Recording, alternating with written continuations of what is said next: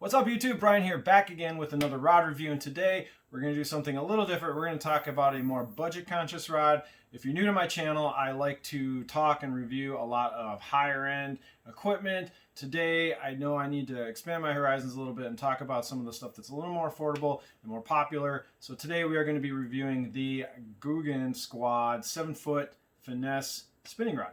So before we dive into that, I just want to say thank you for everyone who's been supporting the channel. If you're new to my channel, if you hit the comments, you hit the description of my video, you're going to find some codes for some of the shops that I support and I work with, like Omnia and the Tackle Trap. So just look in the description of my videos for the latest codes. Sometimes they rotate and move around. You can also keep up to date with all my new codes and information, and plus a whole bunch of other content that I like to post on my Instagram. It is @punchfishing. So with that out of the way, let's dive into this rod. I know a lot of people are probably going to be very interested in this. Where do we begin? So first off, I purchased this rod when they initially dropped. So the very first Googan drop that happened last fall, I picked this rod up. Unfortunately, they didn't actually ship and come until the winter. So I got to use this rod a little bit on the river in the winter, smallmouth fishing. But then this spring, I've been using this a lot over in Wisconsin, throwing finesse baits for smallmouth. So I have some pretty good amount of seat time on this rod right now. And I have some thoughts, I have some impressions. So first off, this is the gold series rod. So this is I think their MSRP on this thing is $150. However, you buy this through Shop Carl's, you get that membership, and then they drop it down to like $114. Then you can stack it with a code. So I think I paid about $107 for this rod shipped. So to me, I'm going to review this rod like it's about a $110 rod, because I think that's the realistic price you're going to pay for this. I think you could probably go to like Dick's Sporting Goods and get this for 150 bucks. But if you're going to buy this, you probably should go with the Carl's, because you can stack all the discounts and then the free shipping and everything. I will say the shipping, quality of the shipping on this from Carl's was fantastic. It came in a really well-packed rod tube. They put Googan stickers on the outside of the rod tube.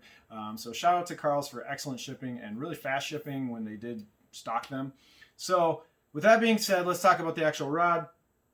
Now, I'm going to be right up front.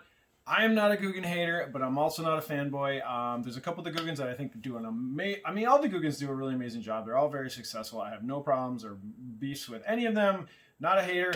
My personal favorite is John B. I think his channel is amazing. I think he leads an amazing life. He has lots of cool travels. He fishes for multiple species. His video qualities are excellent. So I'm a big John B fan. All the rest of the Googans are perfectly fine. So that being said, I'm coming to this with an open... I came into this rod not trying to shit on it. I mean, I did pay 100 bucks for this rod, so I am supporting them in that fashion. Now, the reason I wanted to pick this rod up is because as someone who consumes a lot of YouTube, and obviously I'm a YouTuber myself, I kind of wanted to see what happened when a YouTuber didn't just get a signature model in a rod line. Like there's Sam Sobey's got a Dobbins, and there's Milliken who's got a 6th Sense. So there's YouTubers out there that just put their name on a rod line that's already kind of established from a rod company or a tackle company. Whereas the Googans and Ketchco decided to launch an entire line of rods from scratch.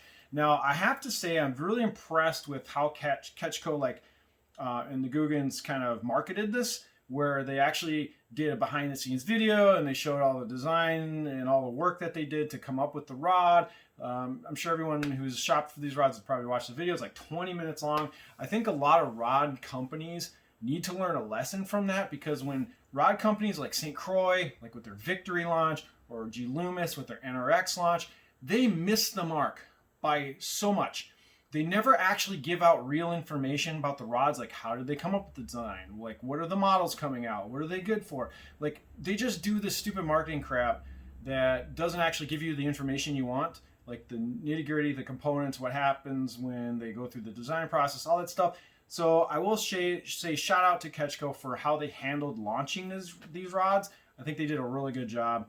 But also Ketchco is full of younger people. They're more in tune with technology and the internet.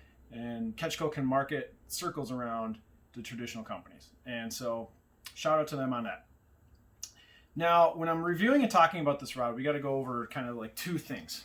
One, this rod is marketed to fans of Googans. So if you're a fan of Googans, my question number one is, will this make a fan of the Googan Squad happy? Number two is if you took all the branding off and it's just a fishing rod for 110 bucks, is it a good fishing rod? So I'm going to try and answer these two questions. Do they nail it on the branding?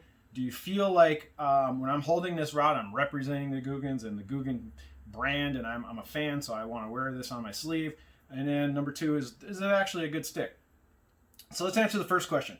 Now, the branding on this thing is crazy. So I like that when they went with the like more expensive, the gold class, they went with a classier look, classier design. This thing does not stand out. It's not super loud. They went with cork. They went with gold and black. Just kind of really safe colors, safe look. Now their green series is a little louder, a little crazier. It's a little more, hip, younger, appeals more to the, teenage crowd. I can see that they're definitely going for something more of a muted look. Now this thing has all the branding. So I think I counted 5 places on this rod where they mentioned the Googans. So it's on the butt. There's a Googan Squad mention here. There's 2 Googan logos. There's this little cap piece right here. Then there's this little thumbprint with the Googan Squad logo here. And it says Googan there. So there's 5 places on this rod where there's some kind of mention of Googan. So you're definitely getting your fill of branding. And I think the way they did this is very tasteful. I have no problems with it. I'm actually pretty impressed by the screen printing that they did on the blank, because a lot of rod companies, when they do their screen printing, then they put a coat of clear epoxy over it to kind of protect it. There's no epoxy on this. They printed, it's just right to the blank. So how well this printing is going to hold up over time, I guess we'll see. I mean, it's a $100 rod, so I can see why they probably didn't feel the need to coat that. But the screen printing quality on this rod is fantastic. I'd like to know the process they did, because they actually got a lot of nice color in there. It's really legible and easy to read.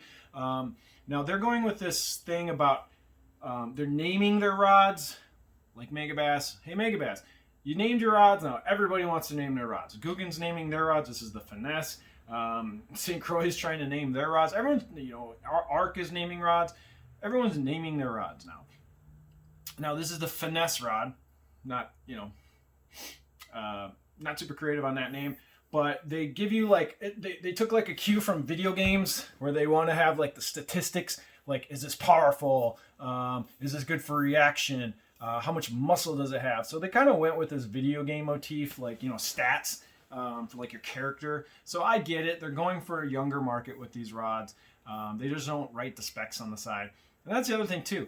I literally have no idea what this rod is rated to, because there's no weight ratings on this rod at all. There's no printed weight ratings. And when I just went to the website to look this up on Shop Carl's and on Googan's website, no weight ratings. So apparently, who knows? I don't know if this thing is rated to a 1/2 ounce.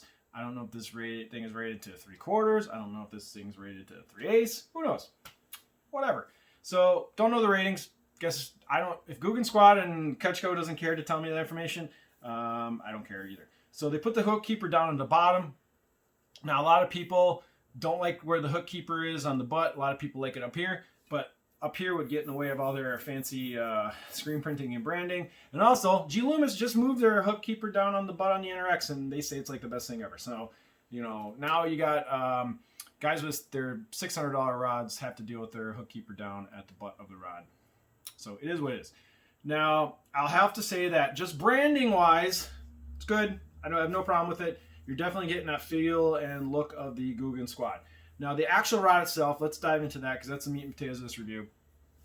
First off, balance on this thing is pretty good. So right above the lock nut, and this is a Daiwa Tatula LT3000, which I would be considering to be a pretty lightweight reel. So with a lightweight reel, balance is on point, feels great in the hand. This rod, the blank itself is pretty darn crisp. Now, for $110, this rod is really, the quality is really nice on the stick. I have nothing bad to say about it. Now, it's amazing how good a rod you can get for like $100. You got your Furies, there's Daiwa rods that are on that $100 price point, like the XTs and whatever, and Elites are a little more, and the Tatulas are a little more. But anyway, the fit and finish for this rod at the $110 price point is really good. The action on this particular model, this is the 7-foot medium power. It's your typical 7-foot medium, and actually I like that. I like that this is really standard. So the tip is pretty stiff. I have to push down quite a bit to get here, but the bend does go down through the first third of the rod, And right about in the middle, right about here is where that backbone is kicking in. Now, I fished this rod with a lot of dragging techniques. I tried a shaky head and cross. I tried the Ned rig. So I did drag this thing and make bottom contact quite a bit. And the sensitivity for a $100 rod is right on point. It's not the most sensitive thing in the world, but for $100, it felt great. I would actually really say that this is very comparable to my Daiwa Tatula spinning rod. So I'd say that this thing punches right in that $100 to $180, maybe even up to $200 rods as far as like sensitivity. Feels great. When I caught fish on this thing, when I set the hook, this rod has plenty of power. Like I said, that backbone kicks in right about here. You're gonna have no problem getting the fish into the boat. The guides are cheaper, so they use a company called C-Tech guides. This company, C-Tech, they are like Fuji. They basically copy everything Fuji does, and their price point is a little lower. So, and they're not as popular of a guide company here in the United States. Actually, I think it was really hard to get these guides in the U.S. for quite a while for like rod builders. I saw people talking about that online. But now, are the guides bad? No. For $100, they're perfectly fine. They're definitely not as sturdy as you would. I don't know. I mean, I got to keep putting it in context that this is $10 rod shipped. Now, the guides are definitely where they did save some money. I would say having braid going through them, they're kind of loud. But, you know, I will say I did use this rod in the winter. These guides do not like ice. I don't know what it is, but fishing this rod in really cold water was a painful experience. Cast didn't want to go. Ice built up really bad. I will say that this rod will not be fishing with me in the winter or really cold conditions ever again. Did not perform very well. But, you know, that's a very rare scenario, so not something you got to worry about. Now, one thing I want to talk about a lot is the handle. This handle is batshit crazy. I think this handle is a really good example of overthinking and over-engineering. I think they really wanted to have a distinct new design for a handle. And the casting models, I don't mind so much. I held some of those at Dick's Sporting Goods. Those seem perfectly fine. I have no problems with this. But the spinning one, they just went hog on this thing. It is really weird. So this piece in the middle is definitely some kind of cosmetic cap piece that goes over the blank because of a much thicker diameter than the blank. So it makes it look like you're grabbing the blank as it goes through back to the butt. But it definitely is not because this is thicker. This is some cosmetic piece over the top. Now, also, this front cap piece right here is really, really thick. I compared this to almost all of my spinning rods, and this is the biggest, fattest piece of cork on the front of a rod out of any of my rods, and I have like 14 or 15 spinning rods. So when you grab it and hold it and you're pinching and gripping that thing, it feels really like a big chunk of cork. So I don't know if that's a good or a bad thing. I just want to call it out. It's very weird. Also, now I choke up. The one thing that trips me out about this rod is how many different tactile feelings you're getting when you're holding it. So when I'm holding it, I have two fingers that wrap and touch this just flat matte middle piece. Then I have another finger that's touching this gold speckled plastic piece. And then my forefinger and thumb are grabbing the cork. So when I'm grabbing this rod, I have like all these different surfaces that my fingers are encountering and touching. And it's just kind of weird. It's like flat plastic, because this is matte, this is glossy, and this is cork. So 3 different types of surfaces that your hand is touching all the time, and it messes with my brain because I'm going, it just feels strange. It just feels very strange. I wish there was a little more uniformity throughout this. I wish that if they went matte here, they should have gone matte here, or if they went glossy on these two, this should have been glossy. I wish there was a little more consistency through the middle. And also this squeezing tight pinch point to this big fat front section is also just a little jarring. So it's like little diameter, big diameter. So it's like you got all these different surfaces going on and you got all these different like dimensions. So it's like skinny to fat. So I don't know, it's a really strange handle. I don't know if I like it. I actually would trend to say that I don't like it that much, but it's going to be personal preference. Your mileage may vary. Some people might love this. I think it's a little strange. I wish they just would have gone a little more consistent through there as far as like touches and materials and also sizing. I don't think this needs to be so like fat, but maybe that's how they got the balance better on this thing, because they put all this big fat material in the grip. I don't know. Anyway, I just think it's a little overbaked and a little overthought. One feature that's interesting on this rod that is kind of unique is it has a clicking lock nut. Now that would provide a little bit of a detent. So when you do get this thing, I mean, it's cosmetic. I mean, you don't really need a clicking lock nut. It just sounds cool. And it's weird and it's something kind of different. The only other place I've seen a clicking lock nut is on a like blue Steez. So when you go up to like a $600 Daiwa, it's got a clicking lock nut.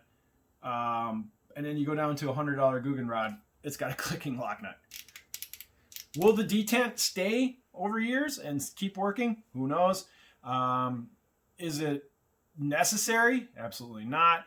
It sounds neat. It does add, I mean, is it functional? So it probably adds a little bit of restrictive detent onto the cap. So it's probably functional. It's just a neat feature. I personally think it's kind of cool. I wish more companies did do clicking lock nuts, especially when you spend a whole bunch of money on like higher end rods that you don't put that in there. But you know, it is extra money to R&D those things. So shout out to the Googans on adding a clicking lock nut. Kind of cool. Maybe some of them are old Steez fans and are like, hey, I like this clicking lock nut on the Steez. Let's put it on our rod. So it's kind of interesting. So overall, my thoughts on this rod are, if you're a Googan fan, you're going to like this rod. It looks good. It's plenty sensitive. It's got plenty of power. The fit and finish on this thing is really good. In fact, the fit and finish on this $100 Googan rod is better than my St. Croix Legend X's, which are over $400. As far as like the epoxy and the threading and just the overall cleanness of the build, this thing's better. And that's more of a knock on St. Croix than it is a plus to Googan, in my opinion, because St. Croix, anyway, that's a whole other video. But so I would say it's got the cheap kind of discount Fuji knockoff guides from C-Tech. The handle's a little weird. The balance is good. The sensitivity is perfectly on point for that $100 rod. And in fact, I'd say it might punch up a little bit. It's pretty sensitive. Overall, I am not a hater on this rod. I think it's perfectly fine. If you're a fan of the Googans, you're going to love this thing. I think if you're not a fan of the Googans, you're probably not going to buy this, because you can go get any Shimano, Dobyns, even, you know, Megabass. There's just a million other rod options from, you know, actual like established fishing companies that they're going to interest you over the Googan Squad. But I think the Googan rods are for Googan fans, and I will say that if you're a Googan fan and you're thinking about spending money on this, you are getting a quality product. This thing does not suck. So that's my basic overall impressions of this. You guys can leave comments in the description. The big question is, am I going to keep this rod and actually use it? Probably not. I think what I'm going to end up doing, I have so many spinning rods. I don't really like the handle on this, so I do think I'm not going to use this rod that much just because of the handle. So what I'm probably going to do is I'm probably going to maybe punt this to a high school angler. I'm going to find maybe a high school bass fisherman that needs a spinning rod, and I'll hook him up with an extremely good deal. So thanks for watching. If you made it this far in the video, you are definitely a rod snob. If you're a Googan fan, whatever, hit like, hit subscribe. This is a favorable review. I am a complete and utter spinning rod snob. I really, really was thinking I was going to hate this rod, but actually, you know what? For 110 bucks, if my kid was a Googan fan and was like, I want to get a couple Gold Series rods, I'd order. I'd say, great. I think you're going to like them. It's going to make you happy as a fan of the Googans, and you're actually getting a pretty decent stick. Well, it's not a decent stick. You're getting a good rod for the money. So anyway, that's my review. Hit like and subscribe. I got more stuff coming. Follow me on Instagram, Punch Fishing. Thank you for watching, and until next time, see you guys later.